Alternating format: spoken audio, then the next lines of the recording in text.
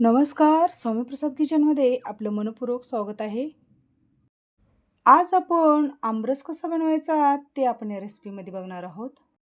तर सध्या उन्हाळ्याचे दिवस आहेत. तर या उन्हाळ्याच्या दिवसामध्ये बाजारमध्ये भरपूर प्रमाणामध्ये आंबे आलेले आहेत. तर त्याच आंब्यापासून मिक्सरचा वापर न करता एकदम साध्या आणि सोप्या पद्धतीमध्ये आमरस कसा बनवायचा ते आपण या रेसिपीमध्ये बघणार आहोत. तर या आंब्याच्या रसापासून उन्हाळ्यामध्ये भरपूर प्रमाणामध्ये वेगळे प्रकार करून खाल्ले जातात. तर आपण सगळ्यांनाच आवडणारा, लहानांपासून मोठ्यापर्यंत आवडणारा हा आमरस बघणार आहोत. असं जर तुम्ही आमरस जर करून ठेवलात ना फ्रीजमध्ये, एक 5 ते 6 दिवस आरामात टिकतो आणि काळा पडणार नाही आणि जास्त याला मेहनत घेण्याची गरज लागत नाही आणि मिक्सरचा अजिबात वापर न करता आपण इथे आमरस केलेला आहे. तर प्रत्येकाला कळेल असे साध्या आणि सोप्या पद्धतीमध्ये ही रेसिपी दाखवलेली आहे. तर नक्की तुम्ही ही रेसिपी शेवटपर्यंत पहा. जर तुम्हाला रेसिपी आवडली तर एक लाईक नक्की करा आणि चॅनलवर नवीन असाल तर सबस्क्राईब करा आणि बाजूची बेल घंटा नक्की क्लिक करा. चला तर मग वेळ न घालता आपण रेसिपीला सुरुवात करूया. तर आमरस बनवण्यासाठी इथे मी अशा पद्धतीने पिकलेले आंबे घेतलेले आहेत. तर तुम्हाला ज्या प्रकारचे केशर आंबा किंवा हापूस आंबा, जे आंबा मिळेल तुम्ही जे उपलब्ध तुमच्याकडे असेल ते आंबा घेऊ शकता. तर इथे मी हे घरी पिकवलेले आणि घरगुती आंबे घेतलेले आहेत. तर या आंब्याला पण स्वच्छ पाण्याने धुवून घ्यायचं आहे. तर इथे मी एका डिशमध्ये भरपूर पाणी घेतलेलं आहे आणि त्या पाण्यामध्ये आपल्याला मीठ घालून घ्यायचं आहे आणि थोडंसं मीठ या चमच्याने त्यामध्ये ढवळून घ्यायचं आहे आणि जे आंबे घेतलेले आहेत, ते आंबे आपल्याला या पाण्यामध्ये बुडवून ठेवायचे आहेत. असं मिठाच्या पाण्यामध्ये आंबे आपल्याला भिजत घालून ठेवायचं आहे.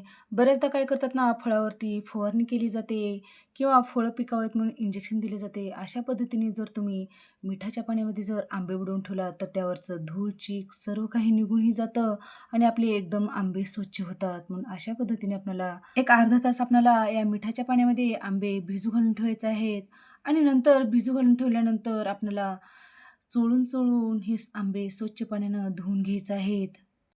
आणि मिठाच्या पाण्यामध्ये हे आंबे भिजू घालून ठेवल्यामुळे हे आंबे पचायला हलके होतात. बऱ्याचदा काय करतात ना, तसंच आंब्याचा रस केला जातो आणि ते आंब्याचा रस आपल्याला पचायला खूप जड जातो म्हणून आपल्याला मिठाच्या पाण्यामध्ये घालून आपल्याला हे आंबे ठेवून द्यायचे आहेत. तर इथे अशा पद्धतीने चोळून या मिठाच्या पाण्यामध्ये आंबे धुवून घेतलेले आहेत. आणि इथे एक 3 ते 4 आंबे स्वच्छ पाण्याने धुवून घेतलेले आहेत. तर हे आंबे आपल्याला एखादा कॉटनचा रुमाल किंवा कॉटनचा कपडा घेऊन आपल्याला हे आंबे आपल्याला स्वच्छ पुसून घ्यायचे आहेत. तर इथे मी हे सगळेच आंबे छान कॉटनच्या कपड्याने स्वच्छ पुसून घेतलेले आहेत. तर या आंब्यामधला आपल्याला गर काढून घ्यायचा आहे किंवा रस काढून घ्यायचा आहे.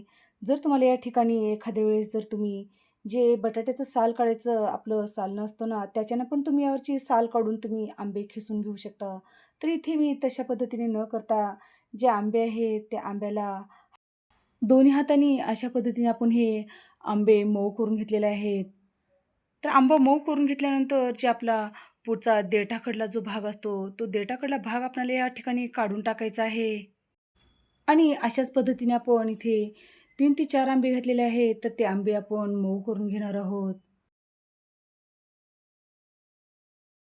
आणि पूर्णपणे देठाकडला भाग काढून टाकायचा आहे. तर बघू शकता आपण इथे सर्वच आंबे मऊ करून घेतलेले आहेत. असं आंबे मऊ करून घेतल्यामुळे पण आपल्याला मिक्सरची अजिबात गरज लागत नाही. तर इथे मी सर्वच आंबे मऊ करून घेतलेले आहेत. तर या आंब्यामधला आपल्याला रस काढून घ्यायचा आहे. तर इथे मी एक काचेचं भांडं घेतलेलं आहे. तर त्या काचेच्या भांड्यामध्ये अशा पद्धतीने आपल्याला एक आंबा घ्यायचा आहे आणि आपल्याला कोळीसकट आपल्याला त्यामध्ये आपल्याला हे रस पिळून काढायचा आहे. तर अशाच पद्धतीने आपण उरलेले सगळेच आंबे या डिशमध्ये आपल्याला पिळून घ्यायचे आहेत. आणि आमरस करताना शक्यतो आपल्याला काचेचा किंवा मातीच्या भांड्याचा उपयोग करायचा आहे. म्हणजे जर तुम्ही दुसरी भांडी जर घेतलात तर आमरस जल्दी काळं पडण्याची शक्यता असते म्हणून आपल्याला काचेची भांडी किंवा मातीची भांड्याचा उपयोग करून घ्यायचा आहे. तर अशाच पद्धतीने उरलेल्या आंब्यामधला सगळाच रस पिळून काढायचा आहे.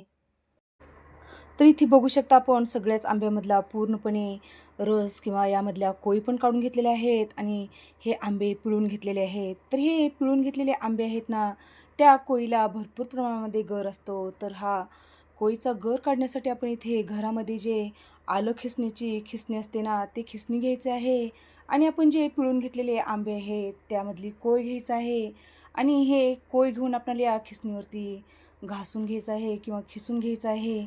असं केल्यानं काय होतं ना, या कोयीचा पूर्णपणे गर एकदम स्मूथ एकदम छान निघतो आणि ह्या खिसणीवर खिसून एकदम पटकन खिसलं जातं आणि एकदम पटापट एकदम स्मूथ आपल्या इथे रस मिळतो. जर बरेच जण काय करतात ना, आंब्याचे तुकडे करतात आणि मिक्सरमध्ये हा आंब्याचा रस काढला जातो. पण तसं केल्याने एकदम आमरस काळा पडतो. म्हणून अशा पद्धतीने आपल्याला एखादी खिसणी घेऊन खिसणीवर आहे आंब्याचा रस काढून घ्यायचा आहे. तर बघू शकता आपण घरातल्याच खिसणीने आपण अशा पद्धतीने हे आंब्याच्या कोयीचा पूर्णपणे गर काढून घेतलेला आहे.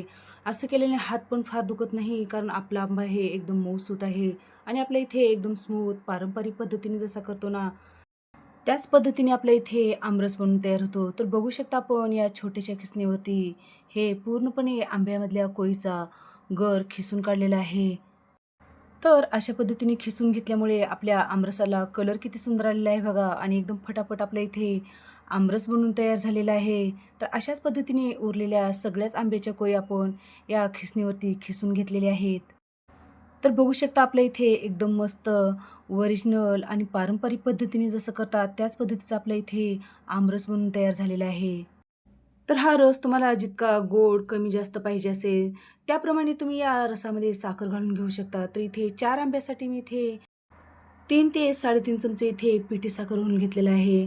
तर या ठिकाणी तुम्ही साखर जर खात नसाल, तर या ठिकाणी तुम्ही खिसून घेतलेला गूळ घालून घेऊ शकता. पिठी साखर घालून छान आपल्याला या रसामध्ये एकजीव करून घ्यायचा आहे किंवा मिक्स करून घ्यायचा आहे. तर हा आमरस तुम्हाला 6 महिने, वर्षभर जर स्टोअर करून ठेवायचा असेल, तर ह्या आमरसामध्ये थोडंसं मीठ घालून आणि साखर घालून तुम्हाला एक 5 ते 10 मिनिट तुम्हाला फुल गॅसवर हा आमरस शिजवून घ्यायचा आहे आणि एखाद्या हवाबंद डब्यामध्ये घालून हा आमरस तुम्ही 6 महिने किंवा 1 वर्षासाठी तुम्ही हे आमरस स्टोअर करून ठेवू शकता. तर या आमरसामध्ये मी पिठी साखर घालून छान मिक्स करून घेतलेलं आहे. तर तुम्हाला मी आणखीन एक पद्धत दाखवत आहे. तर या ठिकाणी मी खिसणीने खिसून रस केला होता. तर तुम्ही या ठिकाणी पिळून जर आंब्याचा रस केलात, तर अशा पद्धतीने तुम्ही रवीने घडसून किंवा घुसळून रस करून घेऊ शकता. असं बी केल्याने यामधल्या रसामधल्या गुठळ्या मोडल्या जातात आणि एकदम मस्त आपल्या इथे पारंपरिक पद्धतीने केल्यासारखा आपल्या इथे मस्त रस तयार होतो. तर बघू शकता आपण खिसणीने खिसून घेतला होता. एकदम मस्त आपल्या इथे आमरस बनून तयार झालेला आहे. तर लक्षात असू द्या तुम्हाला आमरस जर फ्रीजमध्ये एक 4 ते 5 दिवस स्टोअर करून ठेवायचा असेल, तर या ठिकाणी तुम्ही या रसामध्ये अजिबात पाण्याचा किंवा दुधाचा वापर न करता तुम्ही फक्त आंबे पिळून किंवा आंबे खिसून घेऊनच आपल्याला आमरस करून घ्यायचा आहे आणि त्यामध्ये आपला गोडीनुसार साखर घालून किंवा चिमूटभर मीठ घालूनच आपल्याला हा आमरस 4 ते 5 दिवस तुम्ही फ्रीजमध्ये स्टोअर करून ठेवू शकता. तर या ठिकाणी साखर घालताना मी मीठ घालण्याचं दाखवायचं विसरूनच गेले होते. तर इथे आपला मस्त एकदम पारंपरिक पद्धतीने आमरस बनवून तयार झालेला आहे. तर बघू शकता एकदम नेहमीप्रमाणे आणि एकदम वेगळ्या पद्धतीने आपण इथे खिसणीवर खिसून मिक्सरचा वापर न करता आपण इथे आमरस बनवून तयार झालेला आहे. तर बघू शकता आपल्या रसाला किंवा आमरसाला कलर किती सुंदर आलेला आहे आणि एकदम दाटसर आमरस तयार झालेला आहे. तर अशा पद्धतीने तुम्ही आमरस करून नक्की बघा. चवीला एकदम भारी लागतो. तर हा आमरस पुरीसोबत किंवा चपातीसोबत किंवा पोळीसोबत एकदम चवीला भारी लागतो. जर तुम्ही या ठिकाणी तसाच जरी आमरस खाल्ला तर चवीला खूपच छान लागतो. तर तुम्हाला आमरसाची रेसिपी किंवा आंब्याच्या रसाची रेसिपी कशी वाटली? नक्की एक कमेंट करा आणि अशाच नवीन-नवीन रेसिपीसाठी तुम्ही माझ्या चॅनलवरती जर नवीन असाल, तर स्वामी प्रसाद किचन या चॅनलला तुम्ही एक लाईक, शेअर आणि सबस्क्राईब करा आणि बाजूची बेल घंटा नक्की क्लिक करा. चला तर मग भेटू अशाच नवीन रेसिपीसोबत. धन्यवाद.